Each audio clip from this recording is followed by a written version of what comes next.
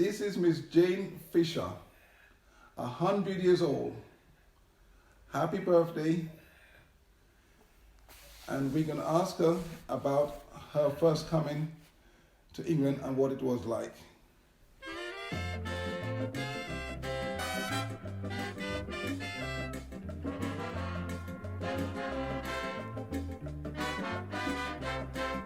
A Bajan and a Trinidadian dying with starvation. The Bajan say, look, Trini, now we make a cook. Some of us, we settled in Kensal in Willesden, in Wembley, in Neasden, all the place. Most of us who came by airplane thought the place was on fire because the chimney with the smoke belching out. I'm now living in Halsden.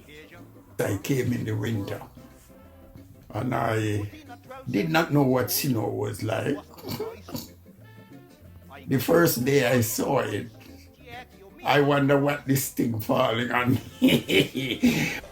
What you came on, Mother Jane, when you came over here? I come on a boat, it was cold. You came up on a summertime? At summertime, yes. Okay. I was only 15 at the time, and I knew very little about England. So I was late 70s, 79, 78, that sort of period. My mum came in 1962. We lived in Halsden initially when she came to London in a shared house, as it was the norm. So a house would be purchased by an individual or a couple, and then they would rent out the rooms and whole families would live in the room. You put in a 10-cent meatball. You think that is nice? The signs were there, no blacks, no Irish, no dogs. But we carried on. We were made of strong stuff. So every reason would be found not to promote non-white English-speaking people. Your accent was against you, and your skin color was against you. So yeah, those were barriers to be broken down. My dad was telling me some things about them that when they went for certain jobs, they had the qualifications to do the jobs, and they were overlooked, and they were being called so many different names. Sometimes he was saying to me that he could have risen to it, but he had something in his mind on what he wanted to do, to pave a way for us so that we can have a better life. Those days, nobody would rent your rooms. And if you take the chance and you go and ask, have you a room to let? They'll say, don't you see what is on the board?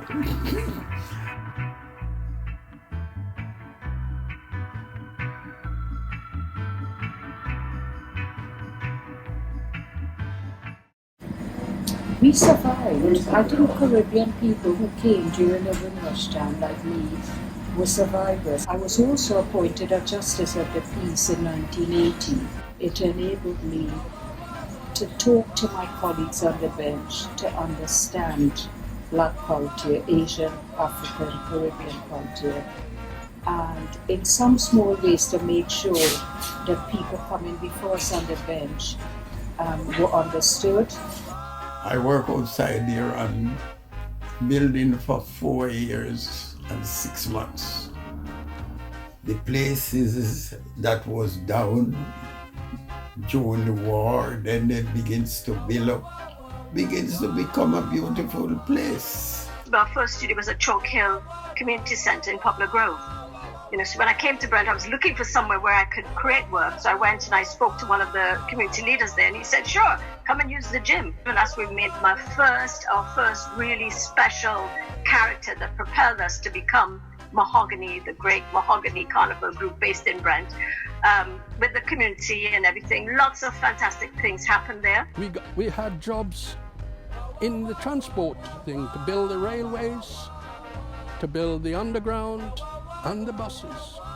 But we also had jobs in the caring sector, the National Health Service, which we helped build.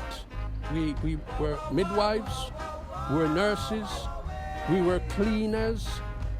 Some became local politicians, of which I'm a product of. We went into military, of which I'm a decorated Army non-commissioned officer anyway. I've seen, when I first came here, I met parents who were pregnant, and now their children become grandmothers, you know. So it's a lot of change. I've seen a lot of grandkids coming in. They all call me granddad because they know them from they were in the pram.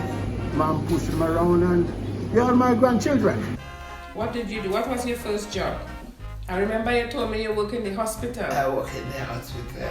Okay, can you remember the name of the hospital? St. Mary Hospital. St. Mary's Hospital. And what were you doing there? There was an auxiliary nurse. Remember you told me that? Yes. Without the help and the work of the Caribbean people in this country, a lot of the things in the UK would really come to a standstill. You know, especially in the hospitals as key workers. My mum used to work in there as well, and she was saying to me that certain people didn't even want her to attend to them, but they still have to do a job. When we go for Carnival, to us, we know the heritage. Carnival represents the art that was passed down to us through the freedom of the slaves. It is an art form that has come out of that. That's what it's about. So when Mahogany goes out there, every step we make on the street, we are commemorating and saying thank you for making sure that we are free. So they fought that battle. And when we go out there, that's what Carnival commemorates. We are here, and we have made a difference. Brent, without the people from the Windrush days, wouldn't be a Brent of today.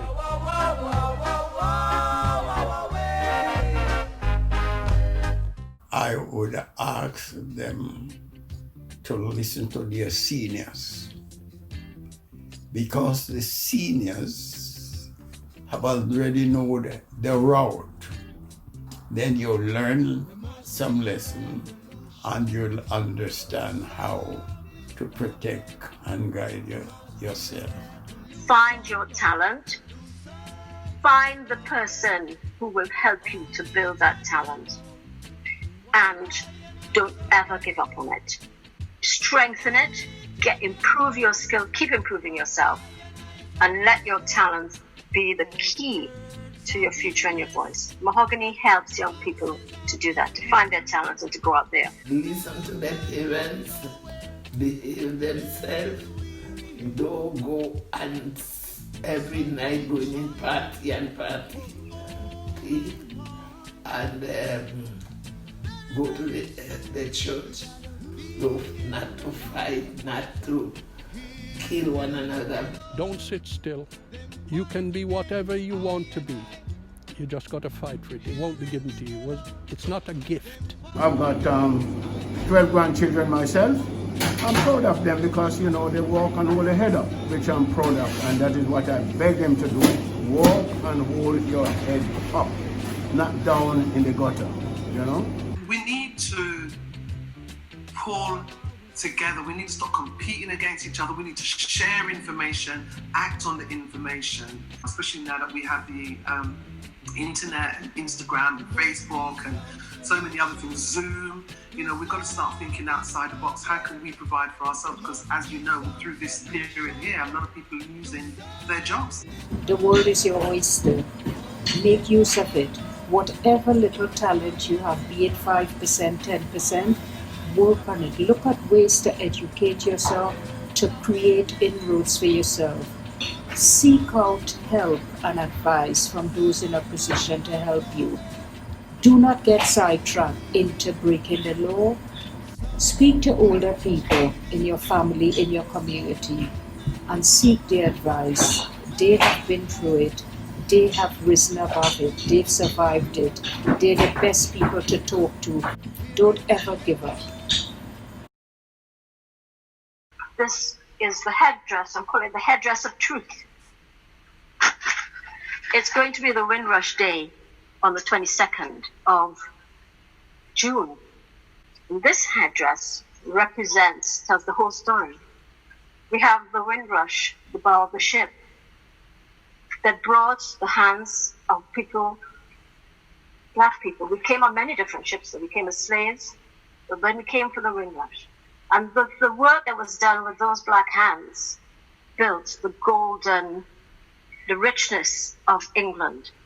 You know, when you always hear them talking about thinking that the mother country was paved with the streets were paved with gold. But when they came, the gold was created by their toil, their sweat, and their blood.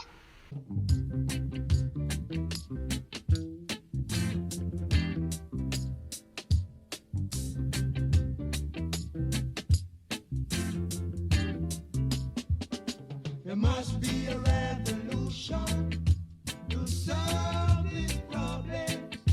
There must be a revolution